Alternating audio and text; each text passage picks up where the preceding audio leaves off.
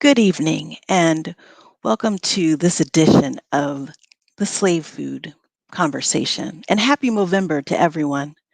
Movember is actually an annual event during the month of November that involves the growing of mustaches in order to raise awareness for men's health issues such as prostate cancer, testicular cancer, and men's suicide.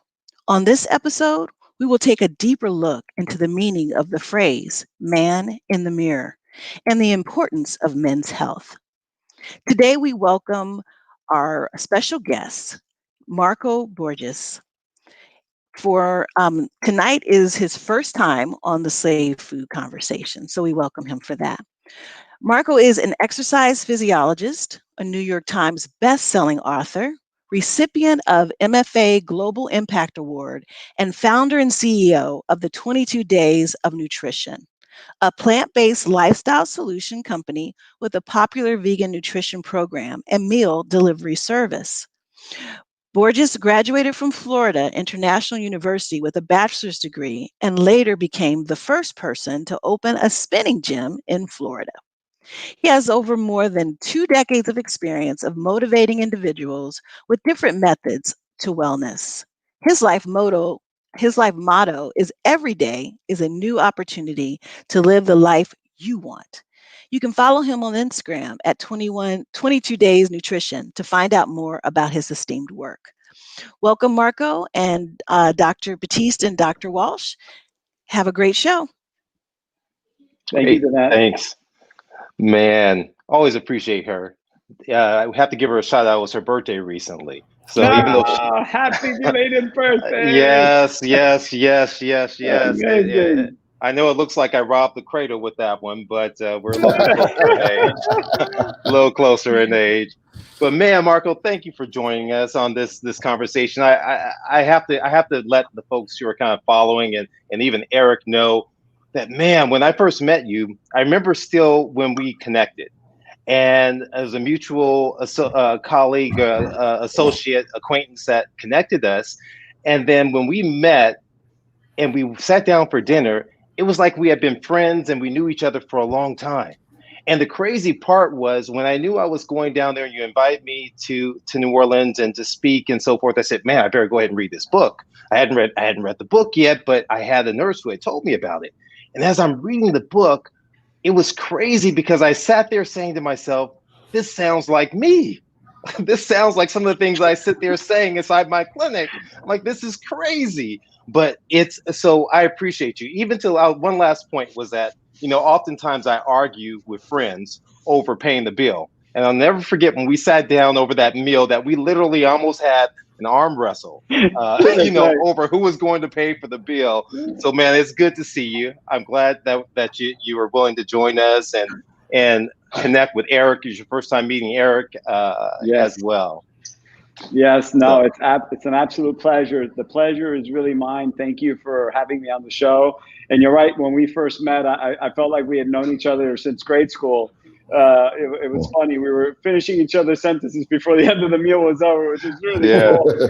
So to meet somebody that matches your level of energy and your level of passion is really rare for me. So it was just awesome, getting to meet you and then getting to know you. And now over the years, it's just been an absolute treat and an honor. So thank you for having me on, Dr. Walsh. It's a pleasure. We were just chatting backstage. We go back to Miami roots. That's right. Walsh studied here in Miami, my hometown. I was born and raised here.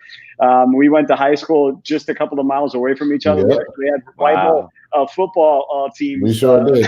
Palmetto and Gables had one too many good fights in the field. That's right. So it's nice to be connected with you guys and an absolute honor and joy to be on this platform with you. Thank you. Thank yeah, you. no, this is good stuff. It's good stuff. I know this is an interesting time that we're living in. I know folks are stressed, and so I'm happy if everyone can take a break from all of the issues going on around them to really focus in on a conversation that sometimes gets left in dust. So first, let me ask you one question. What'd you do for Father's Day last year? What did I do? So I have 4 kids. I have 3 little boys and a baby girl. And Father's Day is always spent like literally from sun up to sundown with them, doing something with them.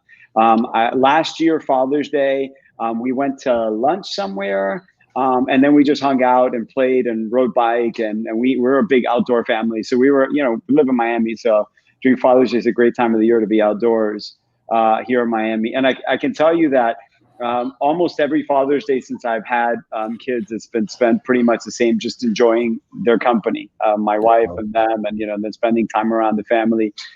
We love to spend time with each other, and I'm one of those people that I really, this, I love life, and I wake up every day, I jump out of bed, and I'm just thrilled to be able to do it again. So for me, it's one of those moments where you get up and you get to celebrate the day.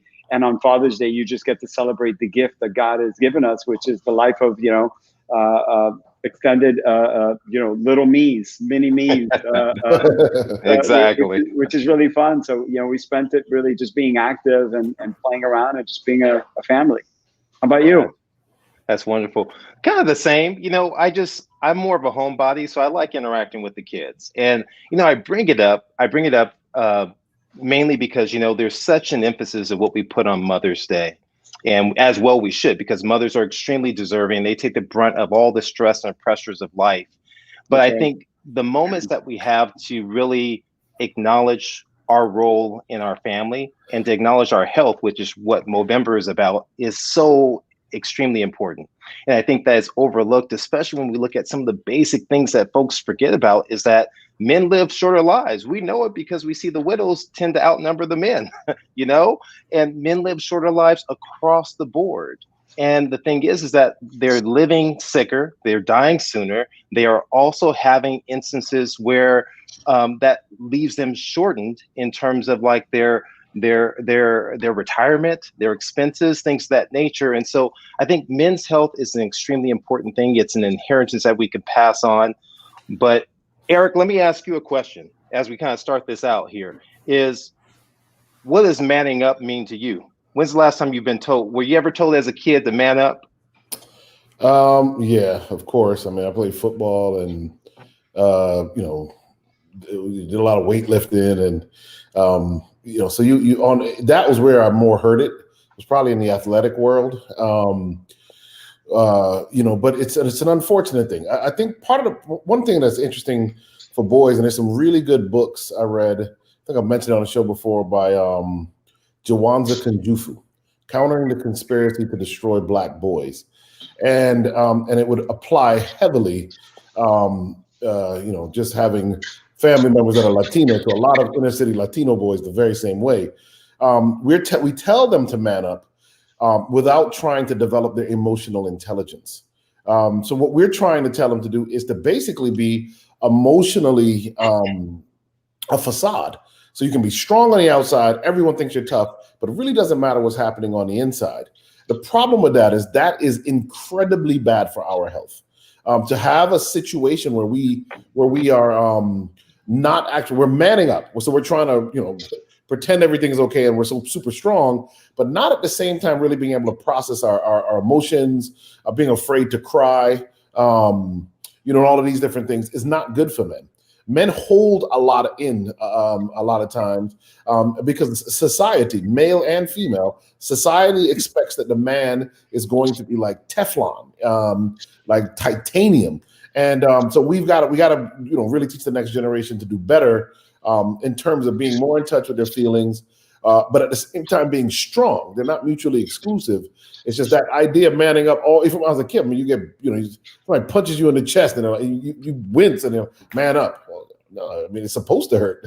God put nerve endings in my chest, so I'd feel you punch me, so I'd know not to let you punch me again. Exactly. Marco, what are your thoughts?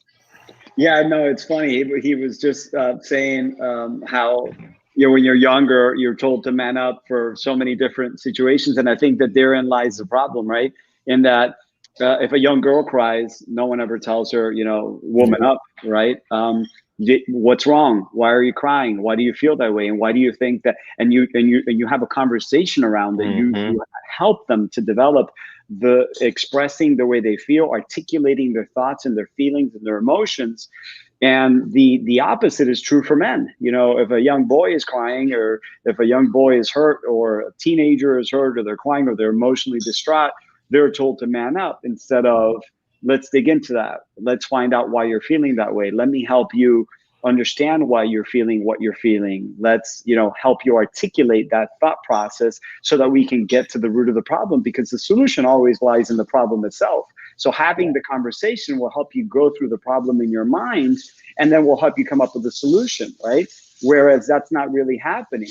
And it's really sad, because we're seeing, you know, all of the effects of it 10, 15, 20, you know, 30 years later, whether it's depression, whether it's suicide, whether it's, you know, erectile dysfunction, heart disease, diabetes, obesity. I mean, you name it. The list is endless of how many ways it can manifest itself down the line, because people don't know how to articulate what they're feeling, and then because they can't articulate what they're feeling, they can't get to the root of the problem of what it is that they're feeling, and then they can't solve it. They can't solve for it, right? So it's really difficult.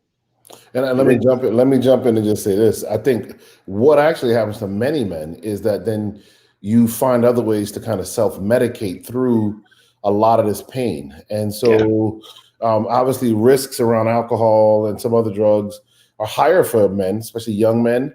There's a lot of adrenaline rush type behavior that can be dangerous. I mean, living in Miami, I had friends that would ride a motorcycle when I was in high school, 90 miles an hour on like a regular street. I mean, a lot of the they're self-medicating, in that case from internal hormones, adrenaline and so forth. But food, I mean, we're going to obviously, let me say, when I read Marco's book, one of the things I loved about your book was it was just incredibly thoughtful, readable, but at the same time, just very motivational. So, I want to make sure our listeners know, make sure I read 2 of your books. So make sure you talk about them a bit as we do this, because I really want people to read those books. They were very helpful for me. But food then becomes a way that you self-medicate. So if you're in a structured enough environment where you're not going to turn to alcohol or drugs as your main way of managing, food. And a lot of times that's, especially for a lot of African-American men who, like me, grew up in a single family home. Your mother wants you to feel better. She gives you something to eat. They take you to McDonald's. They get you an ice cream cone. If you're poor, you don't get that stuff necessarily all the time. And so treats become a way of making you feel better. And what I learned when I studied addiction medicine in residency was anything that changes your mood can become addicting. And that's one of the ways. Food is addicting in many ways. Some of them vary directly from the chemicals. But when young men don't learn emotional intelligence, and we can't manage our emotions, that's one of the traps that we can fall into. It gives you a reason to try and find a way to change your mood, and food will do that. Yeah. No, no, go ahead, Marco. No, I was going to say, without a doubt, because you realize that most people don't understand that food is an addiction, right? It's the most widely abused addiction on planet Earth, yet most people don't realize it, right? Yeah. So when you look at it, we're talking about, and by the way, we are going through an opioid epidemic.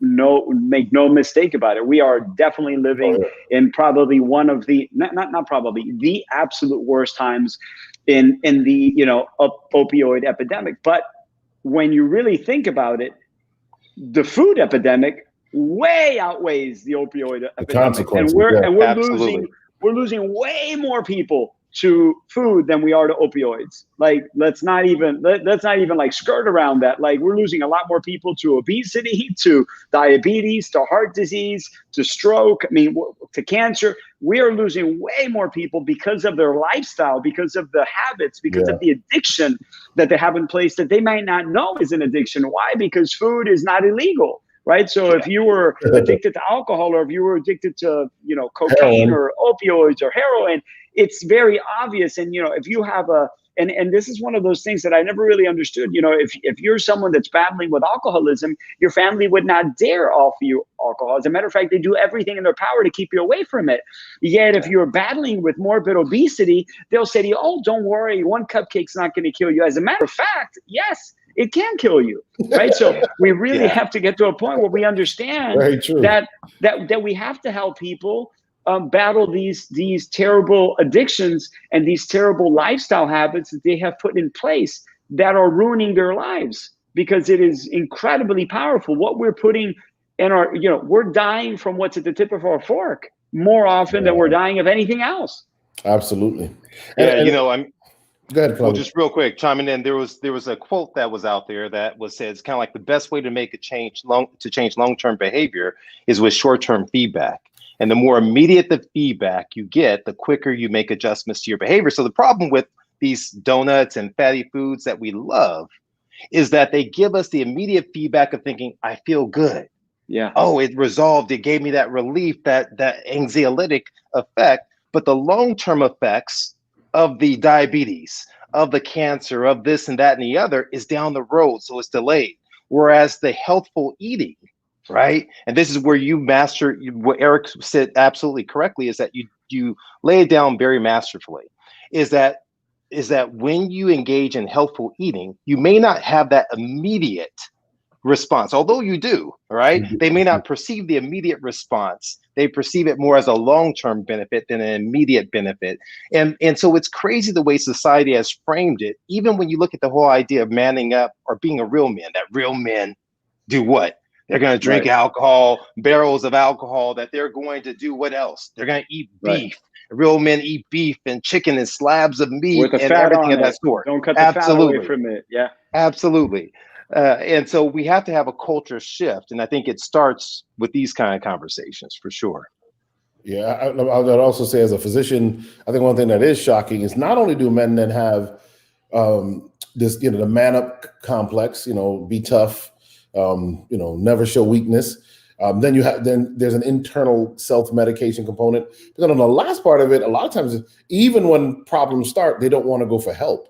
And so, I could tell you so many men I've seen come in very late in the disease process because, and it was funny, they'll tell me they've been having crushing substernal chest pain for, 3 weeks, sweating, nausea with it. And they'll come in and say, listen, I didn't come in, I haven't been to a doctor in 35 years. And they're bragging like not having gone to a doctor, it made them stronger, when in fact, literally, you may die in the next 36 hours because you have this idea that somehow not going to the doctor makes you stronger. So it can displace the kind of behaviors that would make it so that you are more safe, get your proper checkups and so forth. So all of that has to be dismantled. I think, especially after reading Marco's books, I think really empowering men to set the example in how we eat is very important. Because I think when you look at children and the way children look up to their fathers and so forth, it's going to be a critical part of changing. We often put all of that on mothers. Even in the books I read, a lot of people say, well, if you can get the mother to change, the family will change. But again, it's almost like giving us as men a pass on our responsibility to our families to not just pass on an inheritance of wealth, which is what everybody wants to do, but to pass on an inheritance of health. Or even better, giving us a pass not on the responsibility, giving us a pass on our irresponsibility. Right. Yeah, good point. Very well said. Absolutely. Which is really crazy because you meet people that know more about what type of car, how fast 0 to 60 the motorcycle goes, and who this person is on TV, or this thing is going on in socially relevant topics, but they have no idea what their numbers are. They don't know what their cholesterol is. They don't know what their blood pressure is. They have no idea how much they weigh. And I just say to myself, listen, and you just hit on it, Dr. Walsh, it's not so much that it's just about us. I'm a father of 4. Like I am embedding into my children habits that will remain with them for the rest of their lives. And how I live, how I eat, how I sleep, how I de-stress, how I treat my wife, right? Yes. Like these are all things that are learned behaviors. Right. We know that kids are not born knowing how to hate. Kids are not born with any hate. We teach them that through the things that happen. And they learn that. They learn that you are afraid of spiders, and then maybe they become afraid of spiders. They learn that you don't like this type of person, so they start to not like this type of person. They know that you are super sensitive to ice cream, and it always makes you feel great. And they start. So I always tell people, listen, we're not dying from genetic predisposition. We're dying from the habits that are passed down from generation to generation. Right? My kids see me. I wake up every single morning. The first thing I do, fasted, is I go and I work out. I make them their breakfast and I go and I work out. It's the first thing I do. I don't do anything until I take care of me. Because if I want to be the best father I can be to them, I've got to be the best me I can be to me. If I'm not taking care of me, I cannot take care of them. And by the way, in taking care of me, I teach them how important it is to take care of themselves. So in the future, they're not, it's the whole airplane, put your mask on first, right? You got to be able to put that oxygen mask on first before you can help anybody else out. Because guess what, buddy? If you pass out, you can't help nobody, right? If you don't have oxygen in your lungs, there's no one you can help. So for me, it's really about that. It's the importance of understanding that you cannot be irresponsible with your life to the point where you're hurting those around you. And that's exactly what happens when people come in and they say, well, I haven't been to I haven't done this or I haven't done that. I'm like, do you guys not realize like what that sounds like? Think about it, right? Like if your check engine light went on, would you just continue to drive your cars for another 100,000 miles without ever stopping and wondering what happened? Like, it just doesn't make any sense. We take better care of our cars than we do of our hearts.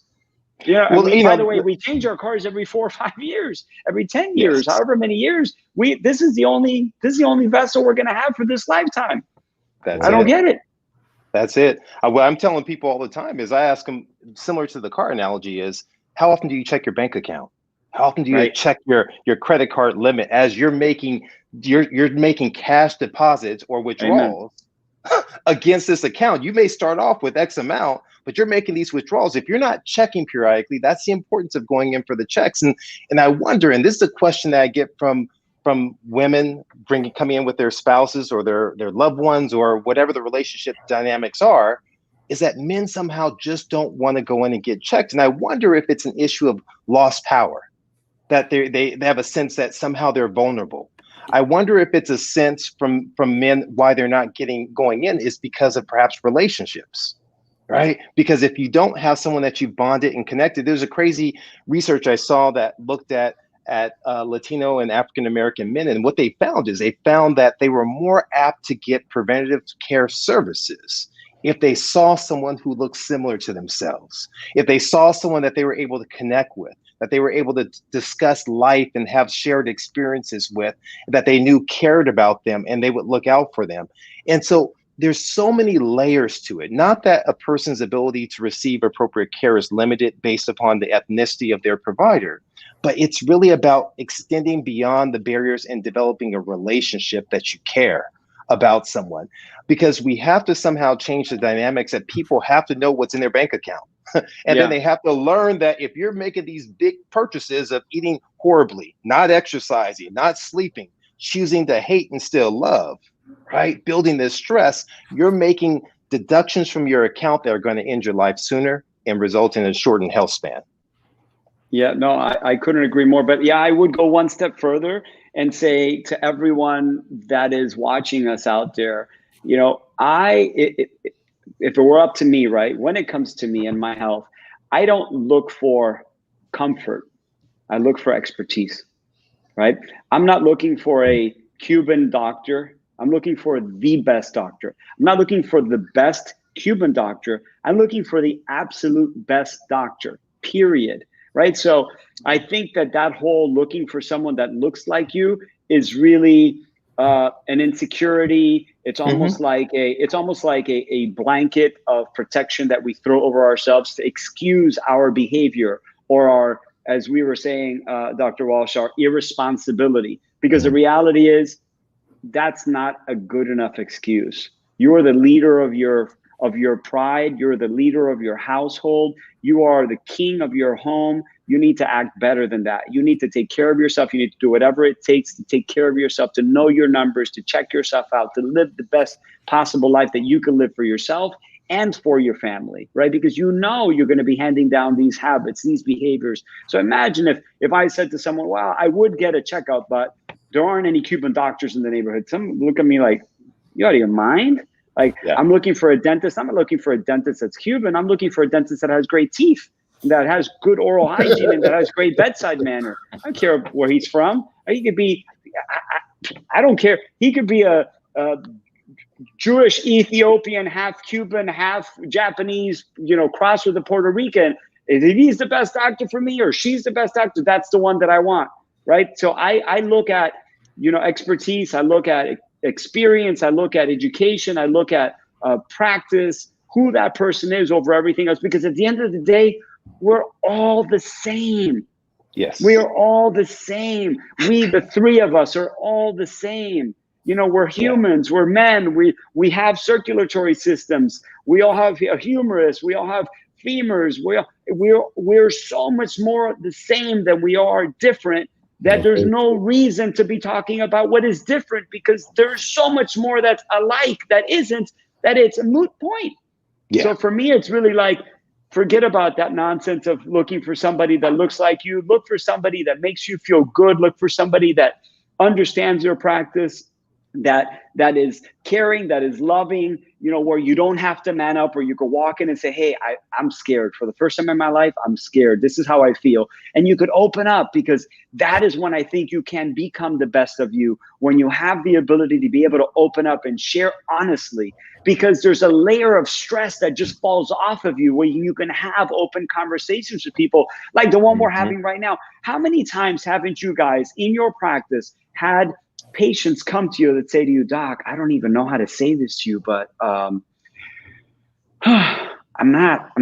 guess it's probably because I'm not 18 anymore, but I'm kind of like not, and they're like dancing, and you're like, I got you. I know what you're about to tell me. You're not performing like you used to perform, right? Yeah. But it's not all the time. It's just like sometimes. Or I got a friend that, like, stop. Like, just be honest, be open, right? Because that's how we can help you. I had someone a couple of weeks ago say to me, no, because this guy is in perfect health. The only thing he takes is this. And I'm like, do you realize that erectile dysfunction, as minimal as it may be, is pre-heart disease? Period. End of discussion. Right. That's right. Like, think about it, right? Think about how it happens. Like, think, big heart, think little heart, think the veins are smaller. So if there's any plaque floating around anywhere, where's it gonna affect the quickest, right? It's like, just use a little. You don't have to be a doctor, you don't have the PhD, you don't have to have all the science to back it. Just think about it. Does it not make sense? And he's like, oh man, I was actually sitting at dinner with a couple of guy friends, and they were like, oh man, that makes so much sense. Oh my goodness. I'm like, so don't mask your symptoms. Don't just ask friends, because you hear it. It's so common. So-and-so gave his friend, whether it was Viagra or Cialis or this other one or that other one, and they're just popping it from different friends, and they think it's funny. They think it's cool. There's nothing funny or cool about heart disease, man. This is something you need to check out immediately. Like, you feel like you may not be performing your best. By the way, aging is definitely not an indicator for that. Definitely should not slow you down. It's not slowing me down. I still work out the same. I still perform the same, knock on wood, in every area of my life. And I'm 48, I'll be 49 in February, and I still feel like I'm 18 years old. So if you feel like it's slowing down or you're slowing down, don't chalk that up to just getting older, because it doesn't work that way. Get yourself checked out. It's really important, especially now in Movember. Give yourself the gift of health. Empower yourself. Get yourself checked out. It's the most important thing you can do for yourself and your family. That's right. Yeah, no, with especially erectile dysfunction. When you speak about erectile dysfunction, and nearly 50% of people who suffer with erectile dysfunction are having some concurrent heart disease. But here's the catch. We say, well, the other part is having some issues of stress or depression. That's equally as important, because we know the level of impact that has in predicting disease. And we speak about that all the time. This level of undilated, just uninhibited stress, chronic stress that's there, that's persistent, increases your risk for all the chronic disease. And so it boils back down to the first part of our conversation, relationships.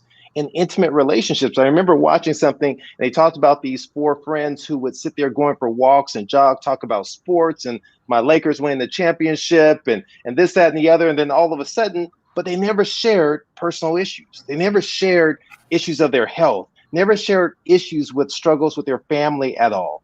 And so men have to engage and have relationships with someone that they can open up and release the stress and the tension, because that is one of the great antidotes to stress is oxytocin, this love hormone, and which causes us to go ahead and seek out others that we can bond and connect with. And that's what becomes important, really, in this journey towards health. It really is. Yeah, and you guys probably saw it in my book. I talk about the 5 pillars of optimum health, right? And those 5 pillars are, nutrition, exercise, sleep, which is, rest and recovery, love and intimacy, which is incredibly important, and stress management, right? You can't have optimum health with all of those. Doesn't matter if you do 5 hours of exercise a day. If you're following that workout with a T-bone steak, you're not going to be super healthy, right? Correct. It doesn't matter if you have a whole, 100% plant-based diet and you're sitting at your desk for 10 hours a day, because sitting is in the smoking. You're not going to be very healthy. Yeah, I don't know if you're friendly with Dr. Dina and Aisha Sherzai, Team Sherzai. They're incredibly brilliant. I mean, just the kindest, most loving, most amazing brain specialist in the world today. I mean, these guys are like the creme de la creme, and they're, sharing information like leg strength can be directly correlated with the aging of the brain. Now think about it, right? What is the biggest pump of the entire body? You think it's the heart. It's not the heart. It's your leg muscles. Absolutely. Right? So when you think about your leg strength, there's a direct correlation between leg strength and overall health. If you're sitting around all day, what happens to your legs? They atrophy. What happens if the muscles atrophy? That pump no longer works like it used to. It's not as effective at pumping the blood back up to the heart or up to the penthouse as it used to be. Then you start having issues of dementia, cognitive decline, fogginess, lack of concentration, et cetera, et cetera. So when you look at all of these things, you have to have all of these 5 pillars have to be solid in order for you to be able to live your best life, right? Yes. So how do we live our best life? Is by maintaining a focus on all of these things. Yes, you have to eat healthy. And the more you move towards a plant-based diet, the healthier you're going to be. Right. Is it perfection? No, it's not perfection. Is it all or none? No, it's not all or none. But it doesn't make a whole lot of sense to be taking medicine to reduce your cholesterol and then ingest it at the same time. So just think about that for a second, right? So the more you lean towards plants, the more you're going to benefit. The more exercise you do, the better you're going to feel. Talk about those hormones floating around your body, right? Eric, you were just talking about it.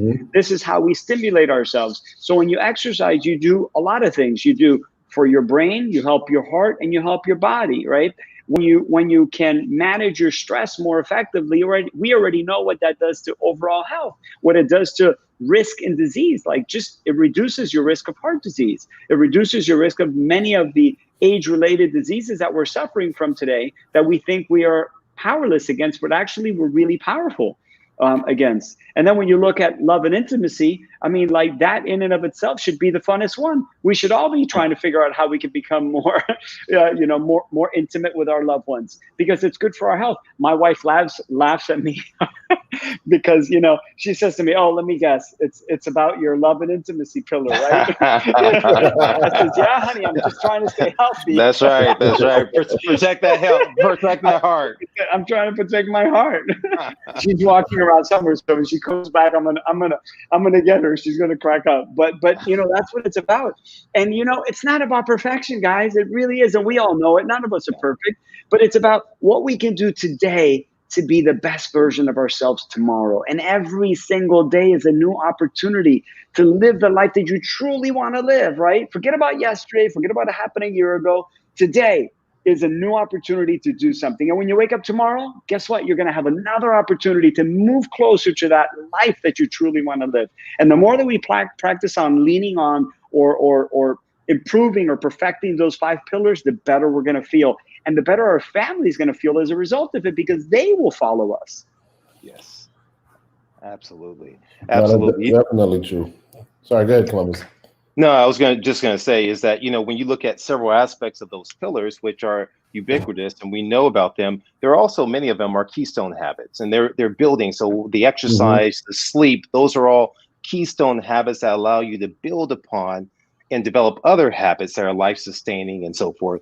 So there's layered power in this approach. And I think, there's many studies. The Adventist Health Study was one study that really showed exactly what we speak about, which is the fact that it's not an all or none phenomenon. As you begin moving from eating any and everything towards a plant-based diet, you begin to see changes. Changes just don't start once you get to a plant-based diet. They start as you move along that way. There's other studies that have shown that, yes, there is power by adding in. Oftentimes we focus so much on, well, I don't do this, I don't do that. The negative connotation, what are we doing for our health as an overall stance? And we even speak to it in terms of like nutritional stress. It's not just the absence of disease-forming foods. It's also, are you eating health-promoting foods? Are you eating foods that are promoting your health? It's when you eliminate those health-promoting foods and all you're consuming are disease-forming foods, it lends itself to this idea of nutritional stress in our mind and our body. And there's a relationship between our gut and our brain. And we think that it's alleviating stress when in the end it's actually propagating and promoting more stress that then manifests into disease as well. So it's huge. It's huge stuff. Eric, you're on mute. You're on mute.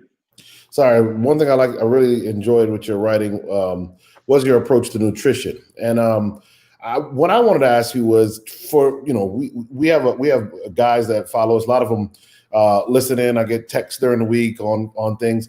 I want you to speak to, for the guys, where do they start? Because that's really probably the number one question I get from guys is, where do I start if I want to eat healthier? I always answer that question: sugary, sweetened beverages. If you don't smoke, the next thing to me is like sugary, sweetened beverages or alcohol if you're consuming a whole lot of it. How do you answer that question when guys ask you that question? I mean, that's definitely a great way to start, because we know that we're consuming far too many calories through what we're drinking on a daily basis, right? But I like to make it even easier than that. I say, how do you start? You start with your next meal. You don't have to think about it so much, right? Start with foods from the earth. Get as close to the earth as possible. Start with foods that are unprocessed. And I like to focus on the positive. As you guys know, to me, everything is about optimism. I'm the eternal optimist. So Good. I like yes. I dislike no's, right? So it's not about don't do this, don't do this, don't do this. For me, it's really about you're empowering yourself by eating foods that are antioxidant rich, by eating foods that are full of fiber, by eating the foods that we're not getting enough of, right? Like, we know the average American is consuming twice the amount of protein that they should be consuming, and it's coming from animals. We already know the dangers of that. We already know that the average American is not consuming far enough fiber. They're actually consuming about half the amount of fiber they should be consuming on a daily basis. Why is that? That's because most people don't know this, but fiber only can be found in plant-based foods. There is no fiber in any animal flesh. So when you start to show people the way, they realize that, while it doesn't have to be about perfection, it's really just about progression. And every meal you can get closer and closer and closer. You don't have to drop the meat off in the next meal, but guess what? Let's do this. Let's add some more vegetables. Let's add some more fiber. Let's add some more grains, legumes. Let's add some protein that isn't loaded with cholesterol, because you're probably taking a statin. And if you're taking a statin, you probably should be cutting back on your cholesterol and on your overall saturated fat, right? So when you start to move in this direction, you allow people to understand that it's really not rocket science. You don't have to have a PhD in nutrition or dietetics. This is something that is easy, that everyone can do, right? Because every single meal is an opportunity to either get healthier or to move further away from your goals, right? Every time you're feeding yourself, you're either nourishing your health or you're fueling disease. You choose. Absolutely. Yeah, that's I always recommend something very similar, is just getting started and just focusing on what you're adding to your diet, even if it's a salad, even if it's an apple, and first focusing there, depending upon where they're at on this proverbial kind of stages of change that can get like a sense. That's where you kind of dive in and get going to really move them towards, are you eating foods that make you chew? It's something simple. I say, is a food pre-chewed for you? It melts in your mouth and not in your hands. I said, then that's problematic. Even if it's not animal based or whatever else. I mean, you have to chew your food in terms of fiber rich becomes extremely important. And one thing I want to emphasize for men too is sometimes we underestimate the importance of sleep. Yes. You know, We think it's actually cool not to have to sleep. Oh man, I'm good with 2 hours of sleep. Oh, yeah. I only Yeah. needed last night 3 hours. Oh man, I only slept 2 hours. Oh, it's like you're pounding your chest. It's like, that's not good. Very dangerous. And the study showed that in order to control appetite, you have to have slept enough.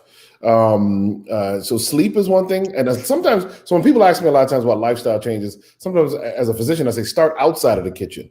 How much are you sleeping? How much water do you consume? How much walking are you doing?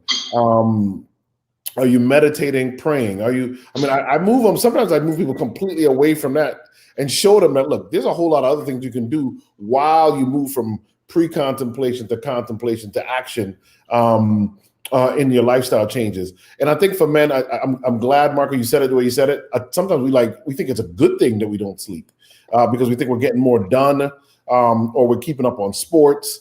I know people who stay up all night, Danette, the whole night. They're watching sports and getting the numbers, but men need to recharge, and this goes back to the manning up thing. We've got to recharge, and you can't do that if you don't sleep.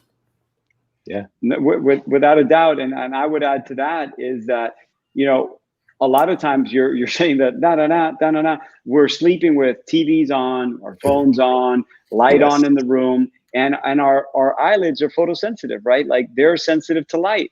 So if you have a light on in your room, your body can't achieve REM as effectively as it can when it's in total darkness. We need total darkness for the light to actually go off, right? In order for us to get into that deep sleep. There's all these kinds of watches and wearables now that will measure your deep sleep. And people are fascinated with this now because they realize that there's a direct correlation between deep sleep or getting enough deep sleep and how they feel the next day. It's absolutely mind-blowing. I don't know if you guys have ever done it or not, but if you wear one of the smartwatches and you test your REM, you'll notice that you'll wake up, you don't even look at your watch. You'll wake up in the morning and you're just like, wow, I feel great today. And then you look at your deep sleep, you're like, oh my God, I got 4.5 hours of deep sleep last night. Yep. There'll be days where you'll wake up and you're just like, I need another 30 minutes or so. And then you look and you're like, oh man, I only had 2 REM cycles and I only slept about 2.5 hours of deep sleep. I mean, there's a direct correlation. And the darker your room is, the quieter your room is, the cooler your room is, the easier it's going to be for you to deep sleep. You guys know this, but most people out there don't realize that when you're in deep sleep, when you're in that REM sleep, it's when your pituitary gland goes to work, right? When our body starts to release the growth hormone, which allows us to stay rejuvenated, allows us to stay young, to feel great, to feel powerful. When you're not sleeping, you're not allowing your body to do its housekeeping. You're not allowing the body to recharge itself. So imagine having people over your home all the time. For a while, it feels kind of cool, like the first couple of hours of the party. But imagine if that party went on for 5 days and no one went home. When do you get to clean? When do you get to pick up? When do you get to tidy up? When do you get to make sure that everything's you don't get to do any of that. So it's not until you actually disconnect that you actually get to do this. And then something else magical happens. When we're sleeping, we're not eating. That's right. Right? That's right. There's no better way to fast. Fasting, yeah. Right? That's why they call it breakfast. Right. You're breaking breakfast, you're sleeping. The longer you stay up, the more you want to eat. The more you want to eat sugary foods to stay up, the more you're probably going to be tempted to drink stuff that you're not supposed to be drinking, to consume calories by drinking them, to eat crappy foods that you shouldn't be eating. So when you sleep, a lot of really wonderful things happen, and some even more wonderful things don't happen, right? Which is that you don't eat. So there's just a lot of good there. A lot of good there. Very well said, guys. That's huge. Danette, you're on mute. Your turn to be on mute. We have a couple questions that we've been asked. One of them is, how do we encourage or motivate the men in our lives to eat health-promoting foods? I'll let Marco take that. He kind of touched on it already. It depends on where it's coming from, but more than likely, this is probably a wonderful wife asking, how do I get my husband to get a little bit healthier? And the reality is you have to remind them that you need them, that they're an important figure in your home, and that your kids don't learn from what you tell them. They learn from what you show them, right? You can tell your kids all day long not to smoke. If you're picking up a cigarette, they're learning from your actions, right? So it's not about talking about it, it's about being about it. If you are the example that you want your kids and your family to live, it's really easy for you to have them follow. So there's a couple of ways to look at that. Remind them that you need them, remind them that they're worth it, right? That they owe it to themselves, and also remind them that they owe it to their family to be the best version of themselves. Because I can't be the best husband in the world unless I'm the best of me that I can be, right? Right. So one other question that we have, and it's kind of in line with that, is why do men die younger than women? Yeah, there's some good jokes behind that, but I won't say any of them. I think our minds all went there at the same time. Well, we know one theory at least is related to iron in the blood. There are some who would say that because women have years of menses, I've actually read something on this, that they actually get rid of iron. And the problem but that is not supposed to be the issue. Because we get so much of our iron from animal products, we get the most oxidizing form, the form that our bodies cannot control its absorption. So we get too much iron. If our iron comes from plants, that iron actually is the iron that the body can better regulate. So some people argue that it's because women have periods, and they've even done studies where people who donate blood actually seem to be healthier. I would argue if you're a man, you can get around that if it's really totally true, and I wouldn't say the science is 100% to back it up. You can get around that by limiting how much iron you take in through animal products and switch over your iron sources to plant products, and that'll help lengthen your life. Of course, there'll be many other, as Marco's been speaking to, many other benefits from switching to a plant-based diet on top of that for a man, because one of the things I believe, I say Columbus coined the phrase nutritional stress, but one of the things I see is food actually is one way that you can reduce your stress levels. If you're eating very healthy, antioxidant, anti-inflammatory foods, it does that as well. Women use both sides of their brains better than men do. That's why they talk about in women's intuition. They say that's maybe one of the reasons why that happens. Men don't do that. We're often more concrete thinkers. So our stress levels can go super high because sometimes we can't see the nuances of the situation. And this is where a really healthy diet actually is very helpful. Okay. Now, I'm gonna chime in here too, as well as, one of the things is we know that what men die of, they die of chronic disease. And we know that the majority of chronic disease in America are preventable through lifestyle, through smoking cessation, cessation of alcohol consumption, and dietary changes, and resuming exercise and being active. And so when we look at the major killers of diabetes and heart disease and stroke and heart failure and hypertension and cancer, and these are lifestyle mediated illnesses, that it's not an issue of, so when you go in for a doctor's check, it's not an issue of you getting preventative care. It's an issue of early surveillance. Because studies have shown, we know that the majority of people have cancerous cells inside their bloodstream that their body is constantly in warfare against. And so our actions, all of the pillars that Marco brought up, are all either creating an environment that's arming us to win the battle against disease and extend our life and extend our health span, or aiding us in losing that battle. And that's where it's important to, number one, check those caches, those things that go and see the doc. Make sure that we're okay. It's important to look at the foods we're eating. It's important to move. I mean, even if you're not exercising, just simple moving, walking, parking further away, taking the stairs, simple non-exercise activity, thermogenesis, getting neat with it, as I like to kind of say. That becomes extremely important just in the process, along with sleep, along with relationships, as we've kind of brought out. Those are all the important pillars, as Marco's brought up before. Okay, the question is, what is my prostate, and why is health important to me, or why is it important to me? Eric, you want to start? We were supposed to have a urologist on tonight, and that would have helped a lot. The prostate is one of the glands that does a lot. Everything from adding certain fluids to what comes out at ejaculation to some hormonal things. But probably if you're already a grown man, what's most important about it now is that it is also a site that is very commonly actually does develop cancerous cells. Now, many men are going to die with prostate cancer and not from prostate cancer. But I want to say that the prostate is important because if it gets bad and you get either hypertrophy of it or cancer in it, it will cut off the actual flow of urine, and so you can start having problems with your bladder and urine, and it gets really bad. And if you do develop prostate cancer and need surgery, the surgery sometimes can have some negative consequences as well, everything from impotence to incontinence. So the prostate is very important if you want to be healthy in your 70s, 80s, 90s. Protecting your prostate is very important. Now, so let's talk about that, I think. And there are lycopenes are found in cooked tomato products, a powerful antioxidant that actually is protective to the prostate.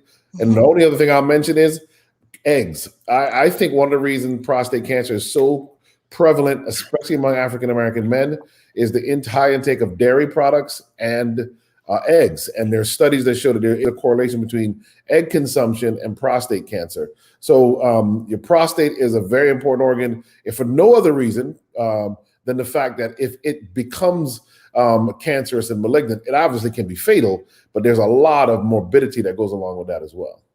Yeah. I'll chime in once again in terms of the prostate cancer and my all the love and prayer out to who is the gentleman who just was diagnosed with prostate? Al Roker was just recently diagnosed. But there was a wonderful work by a physician, and I'm a bit jealous. I wish I had somehow was older and I could have done some of this great research. But Dean Ornish has done phenomenal work in the field of medicine.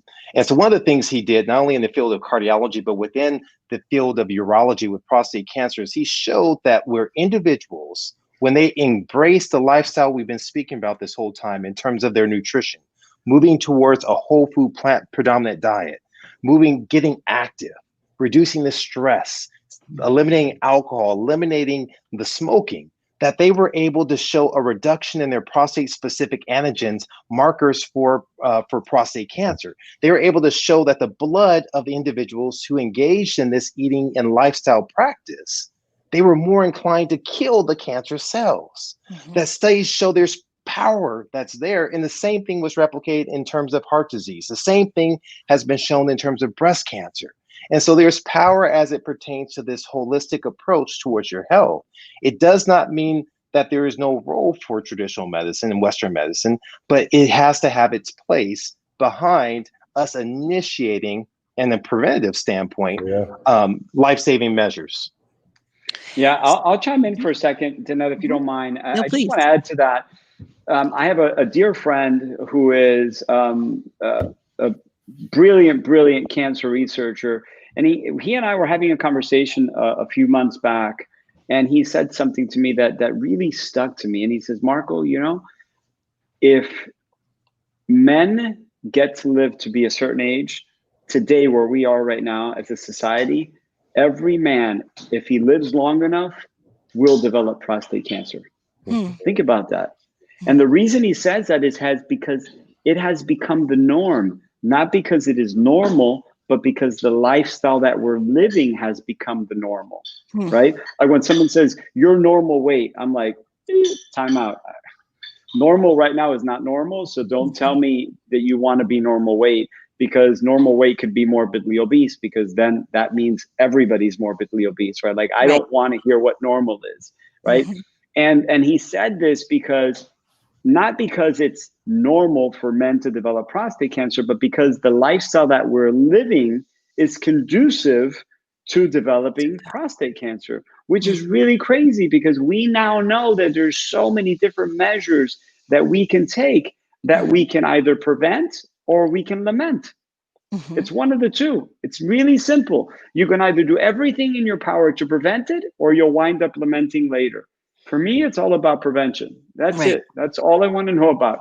Because it's like when I have a conversation with my friends, we all have that friend, right? Well, what about my Aunt Lola? She's 96 and she smokes 3 packs of cigarettes since she was 14 years old. And she eats pork chops, and she had, collard greens with frog legs in them every day for breakfast. And I'm like, no, it's not. Let me explain something to you.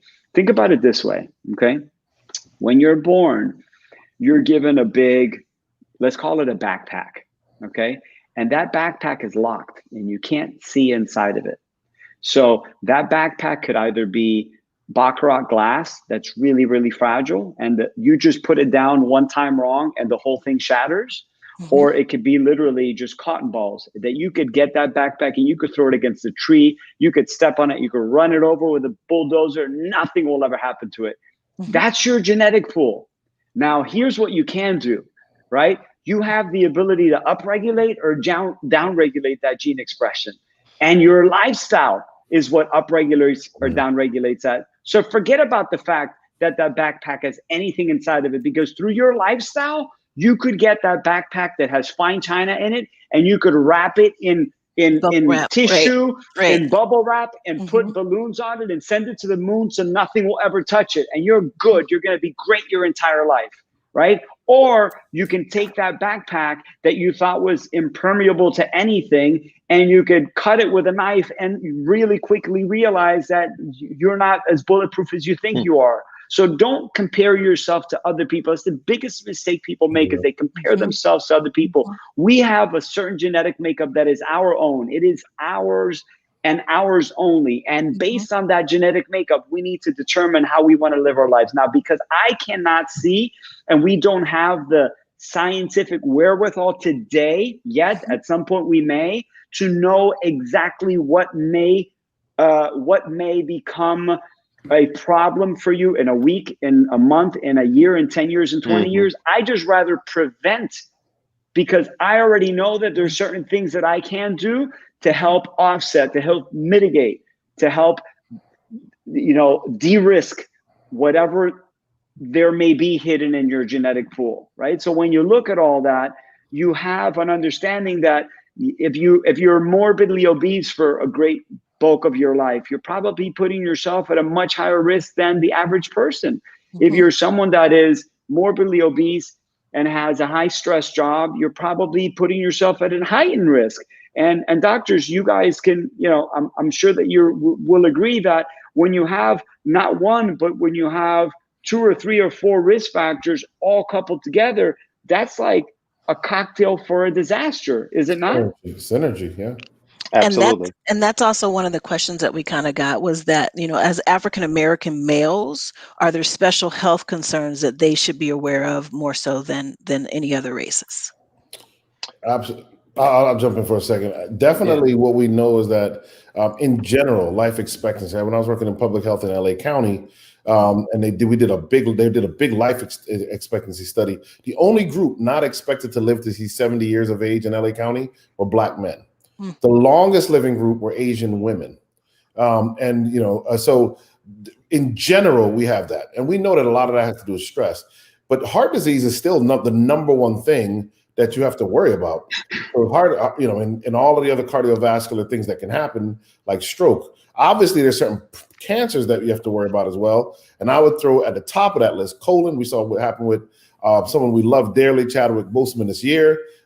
Prostate cancer. All of these things. I mean, diabetes is massively huge. So, and to Marco's point, I mean, unfortunately, people hit the lottery on this and wind up with 1, 2, 3, 4 of these different things all at the same time.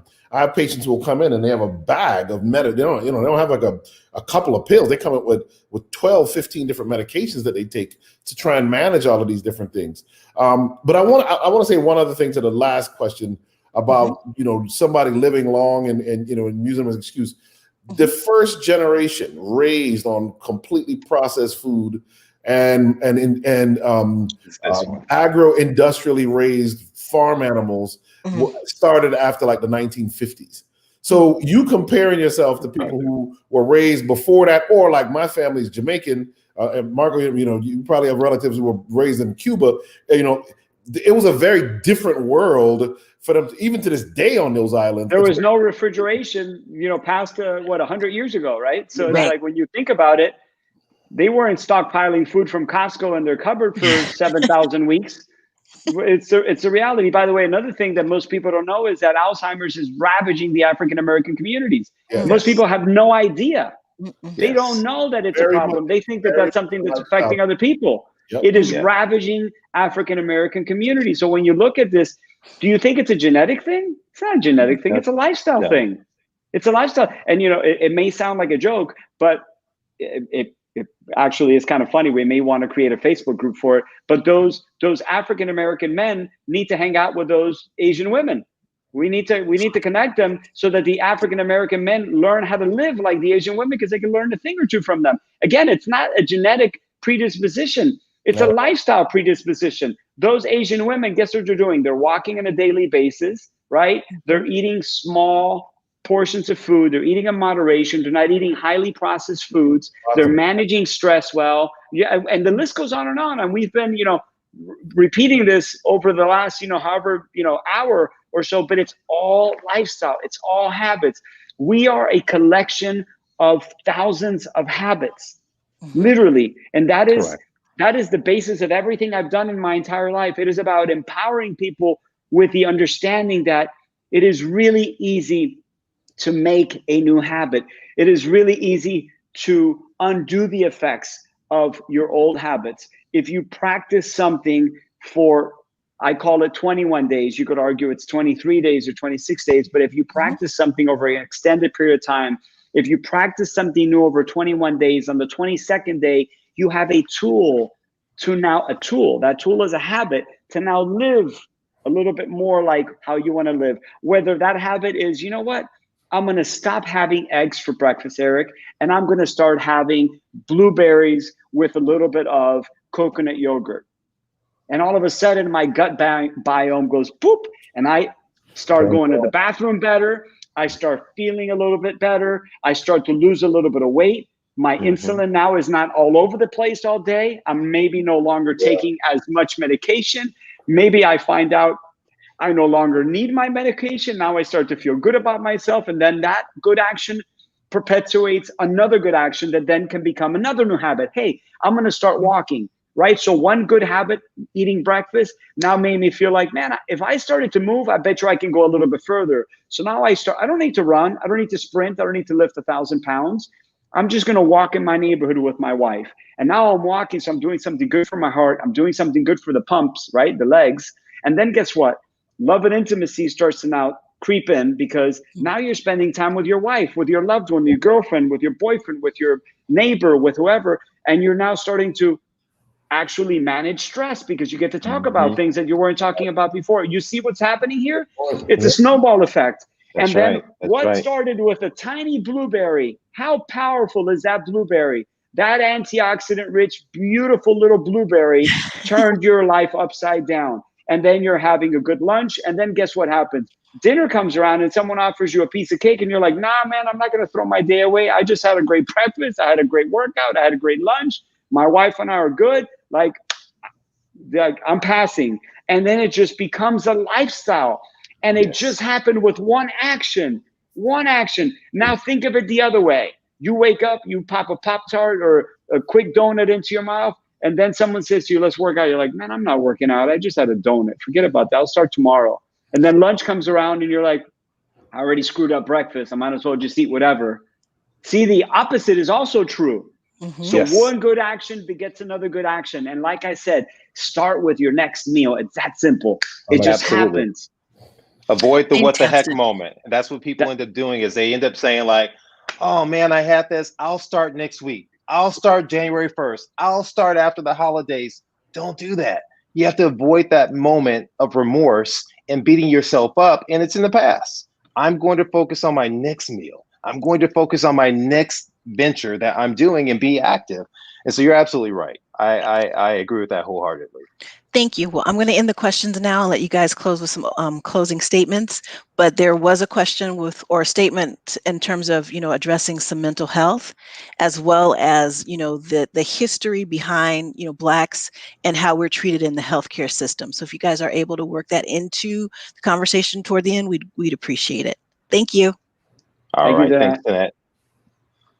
All right. So, I think one of the things we always try and end on a note, and I think we've been positive throughout this whole entire conversation, is, your top 5, and you kind of gave your top 5 through your pillars. But in terms of like ways in which keys to health, really keys that men men of color, that men of American men, that they can do to really embrace this thing called health and rejuvenate themselves? We'll start with you, Marco. I think it all starts with getting people to understand that the power lies within them, right? We have been living in a system where somewhere down the line, somehow we were conned into believing that someone else is responsible for our health. And I don't know if it's in that habit loop where, since someone services our car and someone cuts our grass and someone does our laundry and someone does this and someone does that, and we're relinquishing the agency over so many different aspects of our life. Someone does your taxes and someone, that we wind up thinking that, that one checkup a year with the dentist, or that one checkup a year with, your doctor, or every other year is all you really need. But the reality is that what medicine is the science of observation. That is the definition of medicine. The definition of medicine is the science of observation. We observe, and then we can, whether it's prescribe or suggest, but we're observing. Who better to observe you than you?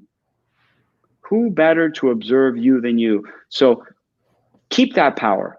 Don't relinquish that. Don't give that agency over to someone else. Keep that power. Understand how you feel and talk about it. It's okay. It's actually not just okay. It's a really good thing to be able to talk about it. If you're not feeling like you should be feeling, find out how you can feel better. Don't just sit there in silence. Don't just sit there in agony. Don't sit there in pain. Don't sit there wondering in anxiety, because the anxiety, and Dr. Walsh touched on it earlier, it's that, those guys that show up saying, oh, I've actually been, feeling this chest pain for the last 2.5 weeks, or not a tough guy, I'm just now coming in because my wife dragged me in here, right? Don't be that guy. You don't have to be that guy. It's actually not a good thing for you to be that guy. That's not something that we want to celebrate. We have so much power over our health. We have so much power over the way that we feel on a daily basis. And that power permeates into how our family feels, because how you feel and how you treat your conditions or your feelings is how your family members, particularly the male family members. I have 3 sons. If I ignored everything that happened to me, they would be learning how to ignore everything that happened to them. If I didn't wake up and take care of myself on a daily basis, they would think that it would be okay not to love yourself, not to self-care, not to feel great about yourself on a daily basis. There's nothing wrong with loving yourself. As a matter of fact, we should do more of it, because when we love ourselves, we learn how to love others. Yeah. When we learn how to love others, we create this positivity, this community of nurturing and loving feelings around us. And we need more of that than anything else. Because imagine, at the end of the day, what's it all about? Columbus, Eric, what's it really all about? It's about ego, right? I don't want anybody to think that I'm weak. I don't want anybody to think that I'm not as strong as I am. Man up, Eric, man up, right? So for men, it's really about the ego. Let go of the ego. If you're not feeling great, there's only one way to feel better. Address it. When you address it, you could feel better. Think about those 5 pillars. Are you doing everything you possibly can for your nutrition? Start your next meal. Eat more plant-based foods. How does that work? How does it happen? I don't know how to figure that out. I don't have money for a dietitian. I don't have money for a nutritionist. It's simple. When you eat a whole food plant-based diet, you don't have to do the math. Because the plant kingdom, in its infinite wisdom, the world was created in a way where if you eat the right amount of calories, eat until you're full, you will get the right amount of protein. You don't have to do the math, because it nets out where plant-based foods are around 16% on average, 16% protein. And your body only needs about 10% of your diet to be protein. So you're good. You're going to get adequate amounts of fiber, more than you need. You're not going to get the overprocessed sugary stuff, all of those artificial flavors, ingredients, fillers, gums, and all those digestive destructive things. So when you really think about it, just eat plants, eat more of them, and your body will do the rest. You don't have to think about anything else. You don't need a nutritionist. So nutrition, you've got that down packed. Eat more plant-based foods. Exercise, just do a little exercise. Walking is the most sustainable exercise on the planet. It's the most popular exercise on the planet. Why? Because you can do it anywhere, anytime, right? Walk. 30 minutes a day, 45 minutes a day. Walk by yourself, walk with a loved one, walk with a friend, walk with a neighbor, walk in a group, walk. So nutrition, exercise, stress management. Talk about how you feel. If there's a problem, don't get upset. Let go of the ego. Let's talk it out. Let's talk about it. Talk to your wife, talk to your husband, talk to your sister, talk to your brother, talk to a friend. Call an 800 number. Talk to someone. Share your feelings. There's nothing manly about burying it deep inside, because that stress will eat you alive, and it will manifest itself in a really ugly way in the form of disease, whether it's obesity or it's cancer or it's diabetes or it's who knows what else it could be, right? And then we talked about love and intimacy. Love and intimacy is a really important factor. Honey, I'll get to that in just a minute. Our last one. So we talked about nutrition. We talked about exercise, stress management. Oh, rest and recovery. You got to sleep. Get your sleep in. When you're sleeping, you're not eating. When you're sleeping, you're allowing your body to do its housekeeping. And really importantly, when you're sleeping, you're allowing your body to recover, to replace the hormones that have been depleted throughout the day, and to balance everything out. You do those 5 things on a daily basis, every single day. Practice every one of those things.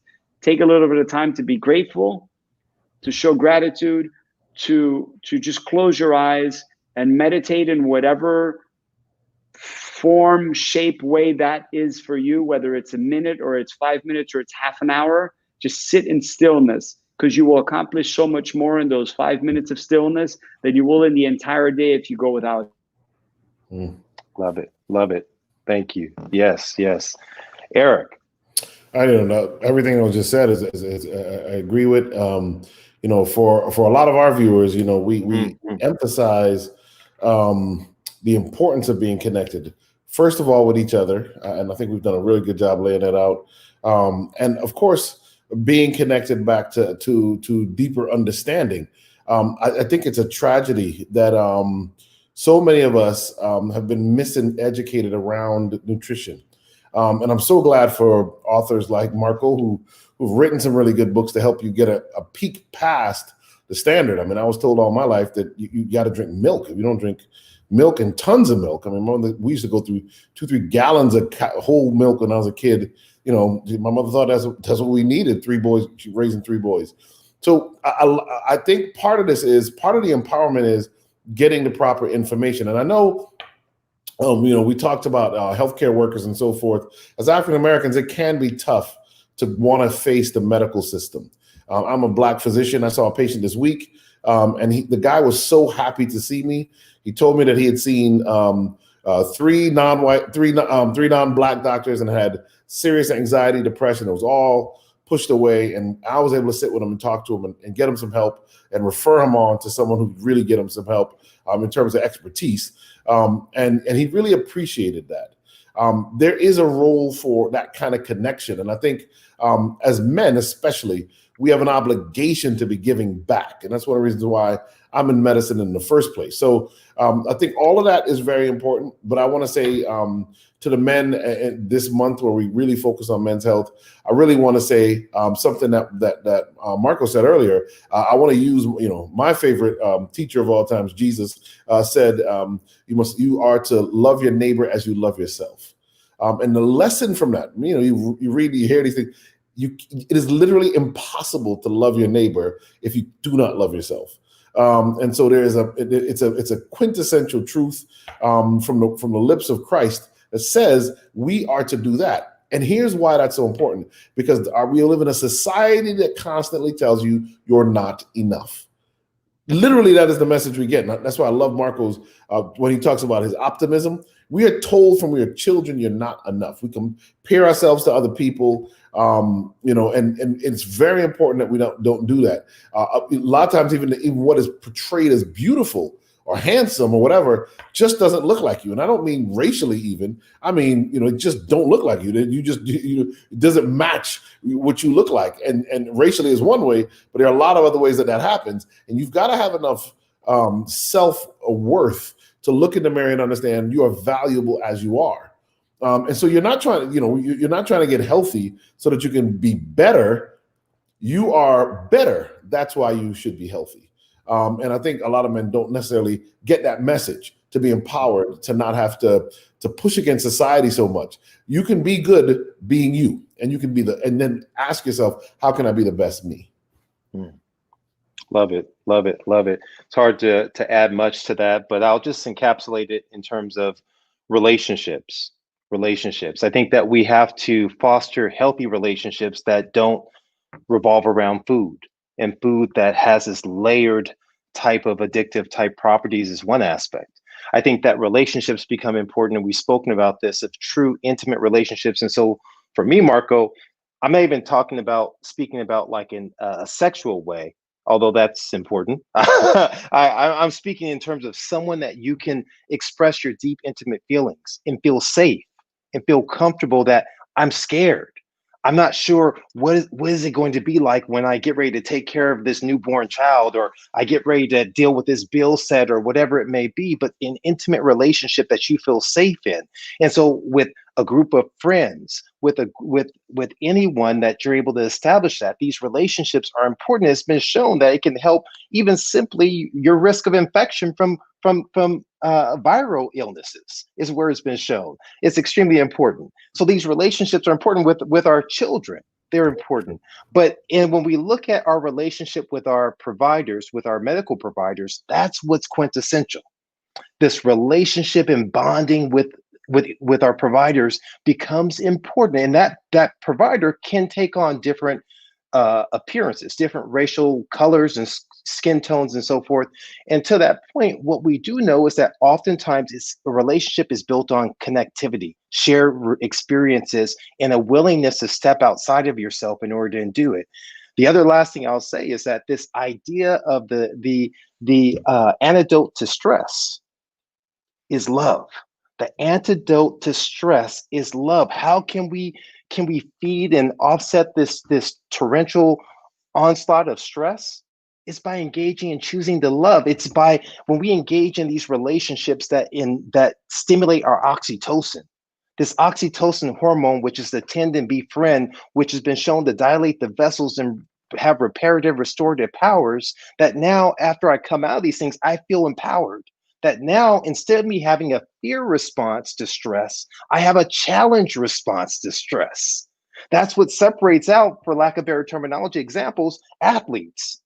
The ones who run towards the ball to shoot the last shot, to make the last play, versus those who are ready to run away from it. This challenge response can be emboldening to the body. It can be restorative and reparative. And so that's where it's layered.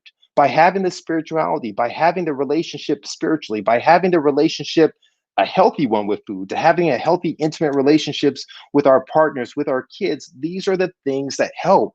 Oftentimes, and I'll end on this, is we think that when I'm stressed, I need to have a drink. When I'm stressed, I need to sit down and plop in front of the TV. When I'm stressed, I need to sit on social media and look at someone else's falsely perceived good life.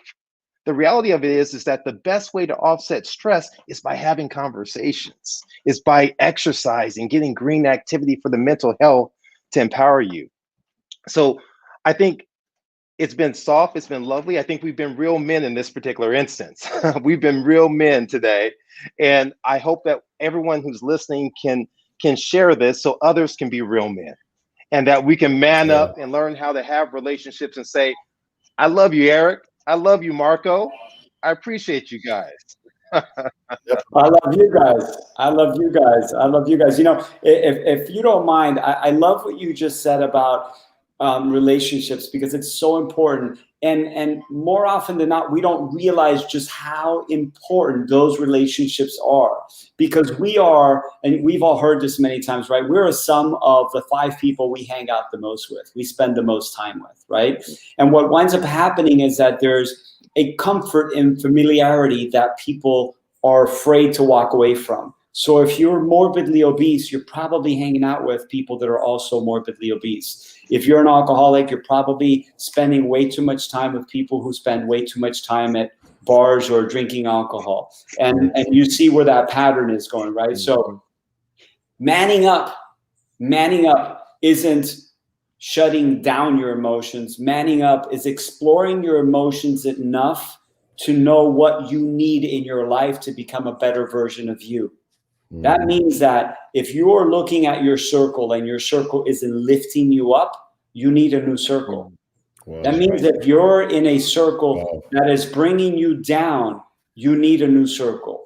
If you're in a circle that is always wanting to eat, always wanting to go to the all-you-can-eat buffets, and anytime you talk about working out, you're the butt of their jokes, you need to add some people to your circle. And growth only happens at the edge of discomfort. You're not going to grow sitting on your sofa, scrolling through social. You're not going to grow sitting at your sofa, clicking from channel to channel, buying different things on, QVC or HSN that are promising to change your life. You're going to change your life. You're going to grow as a human. You will be allowed to grow up, to man up when you are okay, when you get comfortable with being uncomfortable. Because growth doesn't happen in the comfort zone. Growth happens in discomfort. And saying, you know what, man, I need a couple of new friends. I'm the only person I know in my group that wants to run. No one else wants to run, so maybe you need to join a local running group. Even if you're the only Cuban in that running group of all white dudes, it's okay. You're going to be the one cool Cuban guy in that group of all white dudes. And the same goes for being a black guy or an Asian guy or an Asian girl or whatever it is, right? That is where we are going to be able to gain the most in creating those relationships that allow us to become the best version of ourselves. To your point, that allow us to express ourselves, to cry every once in a while, to feel good, to be able to scream when we want to scream, to be able to share our deepest, most inner thoughts. That is how we get to grow. And that, to me, is how I think we all have been able to connect here today, is in being real, to be honest, being raw, and sharing your thoughts in the most authentic way, because that, at the end of the day, is what it's all about: communication. That's right. That's right. Right. It's been a great session. It's been a great session, man. I've appreciated you. This has been wonderful. I think we've given, hopefully, people out there listening a platform and a base to kind of move on in the future and do better. They know better now. Now it's time to do better, right? So we look forward to kind of seeing everyone back here again next month. It'll be a surprise. I'm not sure exactly what our topic will be. Eric, do you have any ideas? At this point, we probably should do some holiday healthy eating stuff or something. Yeah, but that's true. That's always a good one. But if any of you have any ideas or suggestions, definitely want you to check us out on slavefood.org and to leave us comments, suggestions over topics that you want us to talk about, that you're wanting to hear about. And man, once again, Marco, we appreciate you. Thank you so much. Thank you both. Thank you both. Look forward to next time we connect. Absolutely. All right. Thank you, guys. All right. Take care. Take care. See ya.